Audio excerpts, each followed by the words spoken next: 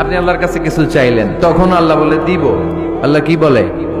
তিনি দিব না বলতে জানেন না, তিনি সবসময় কি বলে? দিব।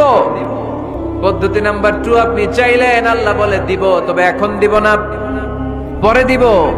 কখন দিলে আমার জন্য বেশি ভালো, এটা আমার চেয়ে ভালো জানে কে? যখন দিলে আমার জন্য ভালো, আল্লাহ তখন দেয়। সুবহানাল্লাহ পড়েন। পদ্ধতি নাম্বার 3, আমরা চাইলাম, তখন আল্লাহ বলে দিব দিব দিব। না বলেন না, তিনি দিব, তবে এখনো দিব না, পরেও দিব না। এটা তোমার জন্য কিয়ামতের ময়দানে আমি রেখে দিব। যেদিন বিপদে পড়ে যাবা, যেদিন আকাশের সূর্যটা মাথার কাছে নেমে আসবে, সূর্যের প্রচন্ড প্রখর তাপে তোমার মাথার মগজগুলো গলে গলে ভাতের মাড়ের মতো কান দিয়ে আর নাক দিয়ে টকটক করে পড়বে। তৃষ্ণায় ক্ষুধায় পেরেশানিতে জিহ্বাটা বের হয়ে কুকুরের মতো নাভি